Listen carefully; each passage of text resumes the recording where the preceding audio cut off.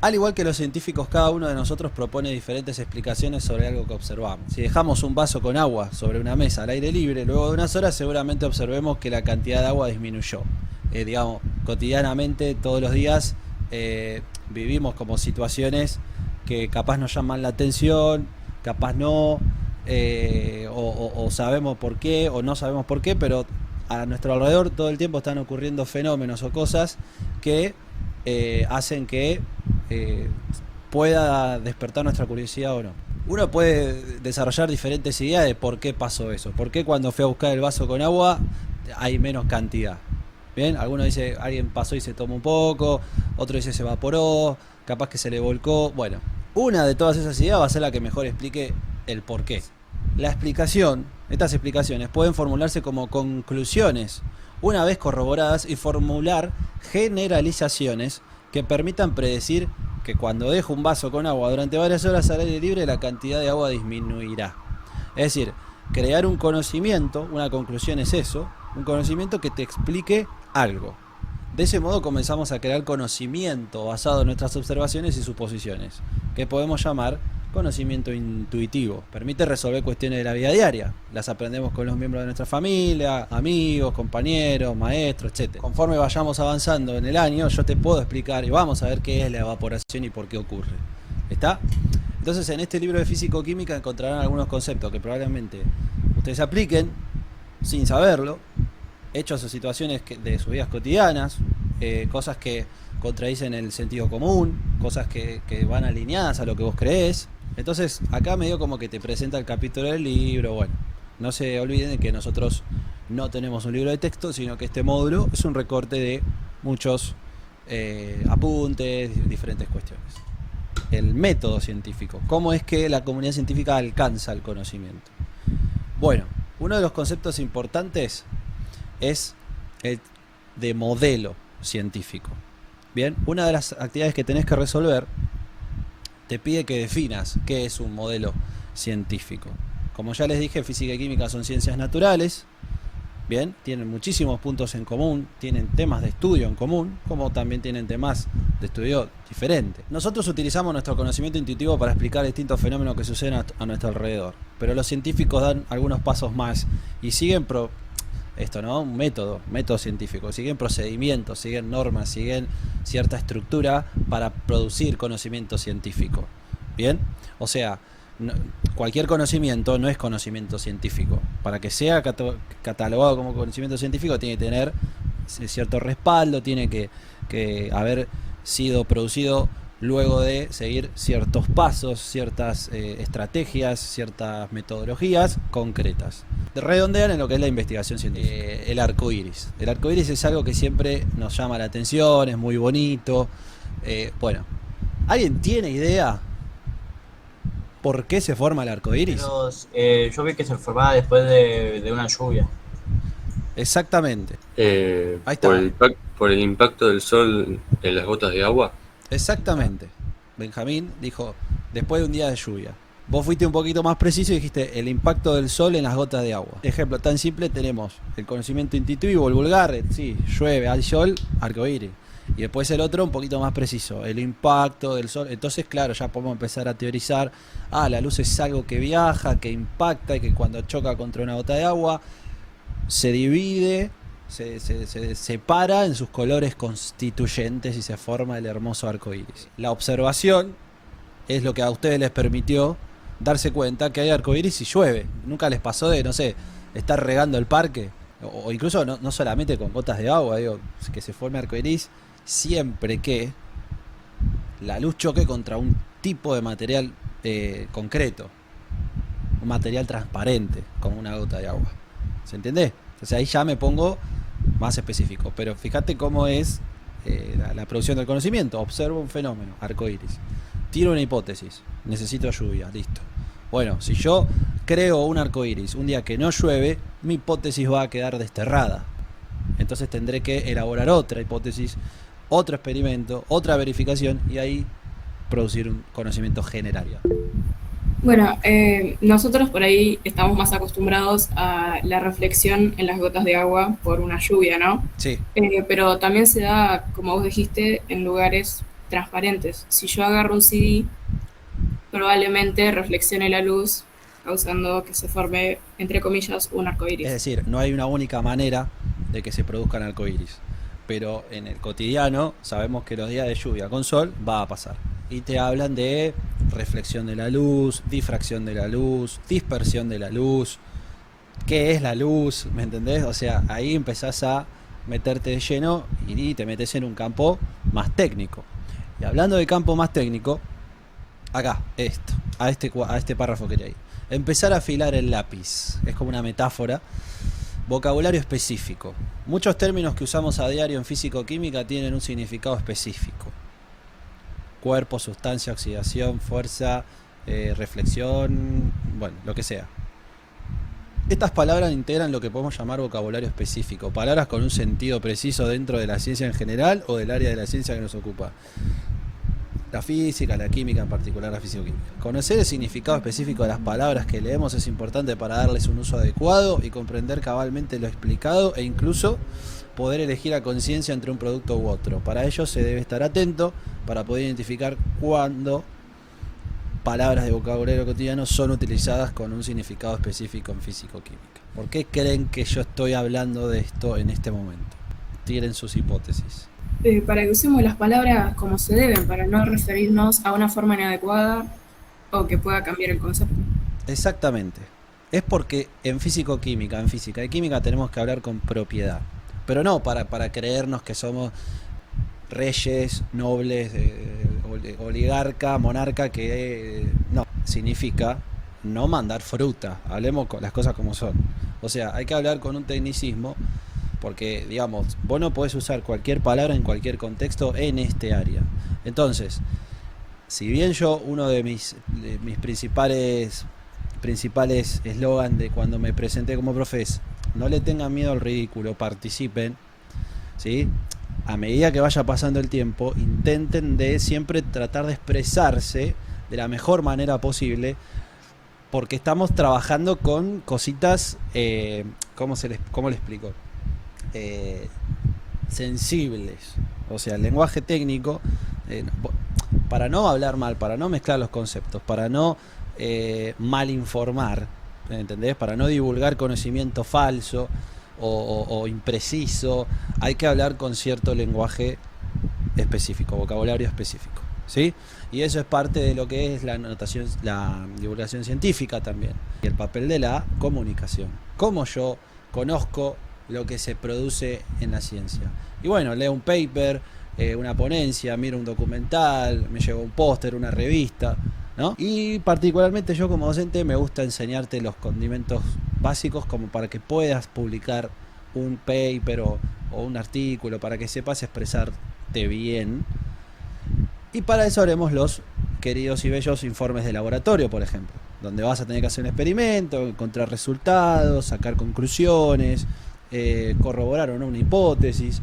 Eso va a ser el punto fuerte de la unidad 1, digamos. Bien. Ciencias naturales. Una forma de clasificar las ciencias es obviamente según el objeto de estudio, ¿no? Por ejemplo, Hernán, en cuanto a la ciencia de otro campo. Bueno, creo que él da historia. Historia me parece que da. La historia no El es... otro curso da historia. Claro, la historia es una ciencia social, no es una ciencia natural. Entonces, ¿cuál es la diferencia? Bueno, la principal diferencia es el objeto de estudio. Las ciencias que tratan sobre fenómenos, entidades naturales, son las llamadas ciencias naturales: biología, química y física. La física es la ciencia que estudia los fenómenos físicos, la química es la que estudia los fenómenos químicos. Entonces, ¿qué es un cambio físico y qué es un cambio químico? En la primera o segunda clase lo hablamos, y yo dibujé la molécula de H2O. Sí. Entonces, si esto lo hablamos, por ejemplo, habíamos dicho, creo que teníamos un cubo de hielo y lo derretíamos por el calor, justo lo que hace que hoy estemos así virtual. Se derrite el hielo. ¿Pero es un cambio físico o un cambio químico? ¿Y por qué? Supongo que es físico porque cambia la forma, pero también es químico porque... Ah, no, es químico porque cambia de estado. Bien y mal. O sea, es un cambio físico, o sea, o es físico o es químico, no puede ser las dos cosas. Pero un cambio físico, le vamos a ver qué nos dice. Vamos al módulo, Estamos en la página 5. Los fenómenos físicos son aquellos donde no cambia la naturaleza íntima de la materia. Por ejemplo, mover una hoja de papel. La química, la ciencia que estudia los fenómenos físicos, que son aquellos en donde sí cambia la naturaleza íntima de la materia. Por ejemplo, quemar la hoja de papel. El hielo, mientras me voy a la página 11, donde tenemos las definiciones más concretas, esto lo escribí yo. El hielo es H2O, se derrite, agua líquida. ¿Cuál es la fórmula química del agua líquida? H2O. Entonces, Es un cambio físico. exactamente. ¿Queda clara la diferencia? Sí. Sí. Espectacular. Sí. Entonces, la física es una ciencia natural, teórica y experimental que estudia el comportamiento del universo en términos de la interacción entre, atención, materia, energía, espacio y tiempo.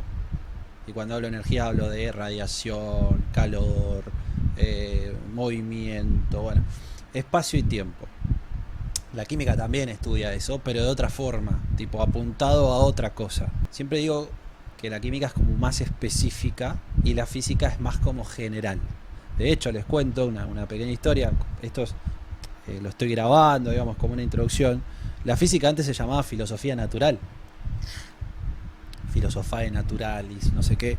Y tenía que ver con que era, justamente fue como la primera, la madre de todas las ciencias, la física. Porque era la humanidad intentando explicar qué onda el cielo, qué fue esa estrella fugaz que vi, por qué el sol aparece y se va y viene la luna, o sea, tratar de explicar lo que nos rodea el día a día. Por eso se llamaba filosofía natural. Era preguntarse, la filosofía es preguntarse, ¿no? Es tratar de encontrarle respuestas a las preguntas en torno a la naturaleza. Ya que estoy con el minuto historia, la química nace de la alquimia. ¿Alguien sabe lo que es la alquimia o vio, no sé, algún anime Si no mal estoy, Ujú. creo que estoy flasheando duro, pero creo que, si no mal estoy, era la manipulación y modificación de cosas químicas, ¿no? Sí, materiales, Ah, sustancias, elementos. elementos químicos para transformarlo en otra cosa. Exactamente. Y de hecho, el objetivo número uno de la alquimia, los alquimistas eran los que estaban en el laboratorio, ¿viste? Mezclando sustancias, tratando de mezclar componentes para crear otros, clasificarlos, y querían, por ejemplo, crear la poción, la pócima de la vida eterna. Querían la vida eterna o transmutación, transmutar metales en oro, ¿no? Que querían aplicar la ciencia para lograr eso y bueno, se dieron cuenta que no. Esto me queda feo, chicos. Se dieron cuenta que no se podía, ¿no? Porque violaban las leyes de la física, justamente. Por ejemplo, ¿alguien vio, no sé, tiro por tirar, el anime Full Metal Alchemist? Yo sí lo vi. Está bueno, ¿no? No lo vi a ese, igual. Sí. ¿Conocen? No me hagan sentir tan friki, gracias. Lo conozco, pero no lo vi. Ah, ok, te lo recomiendo. Todo gira en torno de eso, ¿no? De la alquimia como una manera de intentar resucitar. Bueno, después la alquimia fue avanzando, evolucionando, y se terminó transformando en la química. Que, al igual que física, es una ciencia natural, pero estudia más las propiedades y estructuras de la composición de la materia. ¿Sí? En términos de las transformaciones, ¿sí? De esa materia. Es como que, por eso decía yo que es más específica. Porque se mete en la materia puntualmente. Te doy un ejemplo muy rapidito. La física te dice, che, ¿vieron cuando hablamos de los átomos y las moléculas? Bueno, entre ellos hay fuerzas de atracción, ¿sí? La fuerza de atracción depende de si están muy lejos, si están muy cerca y cuánta carga eléctrica tengan. Eso te lo dice la física. La química te va a decir, porque CH4 con H2O se va a juntar y van a desprenderse electrones, o sea, más específico. Esa es la forma que, por lo menos desde mi experiencia, encuentro que es más accesible para tu cabeza. Ahora vamos a definir modelo científico. Y quiero que alguien se me anime a decirme por qué es tan importante el modelo científico, el concepto de modelo científico para nuestras ciencias. Y son 2 párrafos como intensos, me estoy dando cuenta, ¿no? Por ahí para una primera clase de físico-química, como que hay mucha carga conceptual en estos 2 párrafos. Por eso lo estoy dejando en pantalla para que lo lean tranquilos. ¿Por qué es tan importante el modelo científico en física y química? ¿Por qué será? Puede ser para tener un mejor control, o sea, y saber más sobre lo que se está investigando o haciendo. Sí, señor. Me gusta mucho tu respuesta. En realidad es como una pregunta casi filosófica que estoy diciendo. Y es tan simple como... pasa que si la digo voy a spoilear.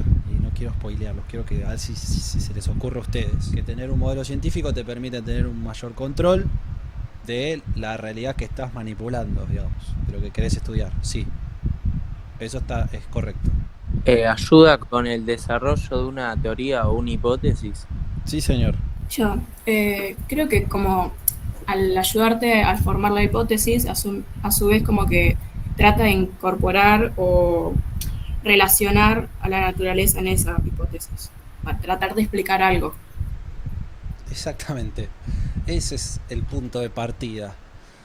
Vos no podés explicar algo si no tenés un modelo. ¿Ves? O sea, necesitas necesariamente un modelo para poder explicar algo en este campo.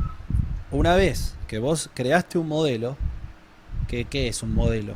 Si lo leyeron, una abstracción, un recorte de la realidad, una herramienta, un conjunto conceptual, real o imaginario, que te permite conocer, te permite elaborar una hipótesis, te permite tener un punto de partida. Vos no podés empezar el camino de la ciencia si no tenés un modelo. Yo no puedo estudiar no sé, el cambio que hablábamos del hielo al agua, ¿no? El hielo al agua líquida. Si no pienso, bueno, ok, se derrite todo, bueno, pero ¿cómo está formado el hielo? ¿Qué hay? O sea, ¿qué representación tengo yo de la materia? Hielo, la materia, agua líquida. Partículas, moléculas, modelo de partículas. El modelo del Big Bang. ¿Qué dice el modelo del Big Bang? Es una abstracción, algo creado por nosotros para intentar explicar cómo empezó todo. Entonces, sin modelo no podés explicar nada. Es como una idea, una referencia, es un punto de partida. ¿Se entiende más o menos la idea? Yo lo que en realidad no entendí fue Sí. el término idealización. Algo ideal es algo que no existe. ¿Ok? Acá acostúmbrense a por ahí a tambalear, a poner siempre en jaque las cosas, ¿no? Algo que no existe. Algo ideal es algo que no existe. Entonces, ¿para qué lo estudio, no? Bueno, pero como te explico acá, una idealización es de alguna manera quitarte peso de la mochila del conocimiento. Es decir, yo quiero estudiar, voy a dar un ejemplo que está ahí en el texto. Quiero estudiar la caída libre de un objeto. No me meto con la gravedad, no me meto con nada, simplemente la caída de un objeto. No es lo mismo si el experimento lo hago con un ventilador, ¿sí? En máxima potencia, que me genera viento, que me altera el entorno, a que si lo apago. ¿Estamos de acuerdo? Una idealización, por ejemplo, sería imaginarte que no hay aire, que estoy en el vacío. O sea, acá el vacío no existe. No puedo. Acá, pues, con la ayuda de la tecnología y de la ciencia, puedo crear una cámara del vacío y simular el espacio exterior. ¿Me entendés? Entonces, una idealización es un recorte de la realidad, una construcción abstracta, imaginaria, que te permite generar de alguna manera cierta facilidad para estudiar algo. Porque si vos te vas a meter, vos tenés 14, 15 años, te pones a estudiar la caída libre, teniendo en cuenta el rozamiento con el aire, el viento, el giro de la Tierra, todo, y chao, no podés. Ahora, en una condición ideal, sacamos el aire, sacamos el viento, ¿entendés? Y le saco la dificultad al problema en cuestión. La abstracción implica un recorte mental o aislamiento del objeto de estudio. Y elaboración. Esto muchas veces se lo denomina idealización. En ciencia, una idealización es un recorte para acotar, ¿sí?, el campo de estudio. Para quitarle elementos que me alteren el experimento y hacerlo un poquito más accesible. Lo que recomiendo es que le peguen una leída al índice. Por ejemplo, las actividades que hay que hacer están en la guía. La guía está en la página 22. ¿Sí? Les hago una aclaración, porque esto probablemente traiga problemas. Lo puse en el campus, pero por las dudas lo aclaro. Claro, la actividad de hoy, digamos, es empezar a resolver esto, que lo vamos a seguir mañana. A la página 11, que en realidad es la 5. De acuerdo con las definiciones de fenómeno físico y cambio químico, clasificar estos efectos: evaporación del agua, combustión de la madera, fusión del hielo. Teniendo en cuenta todo lo que charlamos, la evaporación del agua, ¿será un cambio químico o un cambio físico? Un cambio físico. Sí, señora. C, fusión del hielo. ¿A qué se...? ¿Ves? Cuando hablábamos del tema del lenguaje técnico, de tener que hablar con propiedad, ¿no? ¿Qué es fusión del hielo? ¿Ven? Por ahí el término fusión no lo conocen, pero el término vulgar sí. Fusión del hielo es cuando se derrite el hielo. En ciencia se le llama fusión al cambio de sólido a líquido. Bien, entonces ven, eso requiere que aprendas los conceptos. Oxidación de un clavo. Bueno, ¿qué es la oxidación? Y bueno, si no tengo ni idea qué es la oxidación, lo busco. ¿Está? Disolución. Bueno, quiero... entonces, la fusión del hielo, ¿qué es? Físico o químico. ¿En qué quedamos? Físico. Claro. Darles una ayudita más de algo que es súper útil, que esto lo quiero decir en el aula también, que es el uso del glosario. Les sirve muchísimo, aunque la actividad no te lo diga, que usen el glosario. El glosario está en el anexo, y el anexo, vamos al índice, arranca en la página 25. ¿Sí? Entonces, si hay alguna palabra que vos no sabes qué es, venite al glosario que probablemente la encuentres. Por ejemplo, combustión. ¿Sí? Combustión. Reacción química de oxidación, producto de listo. Entonces, si mi actividad me pide que diga que es la oxidación, la combustión de la madera, y la combustión me acaba de decir el glosario que es una reacción química, entonces la combustión de la madera es un cambio químico. Justamente en el anexo también van a encontrar cosas como, por ejemplo, ciencia y lenguaje, cómo describir algo, cómo explicar algo, qué es un modelo, o sea, esto que hablábamos acá. Y esto, cuando hagamos TP de laboratorio, vamos a leer esto. Cómo se hace un TP de laboratorio, cómo se escribe un informe. No, nada. No. Perfecto. Bueno, chicos, gracias. Entonces, fíjense si para mañana ya pueden ir leyendo alguna de estas páginas, contestando alguna de esas primeras 10 preguntas. Y bueno, mañana será clase de taller, tipo trabajar en clase. Tengan un muy lindo día. Tomen agua, tomen H2O, hidrátense. Chao. Gracias. Chao. Adiós, adiós.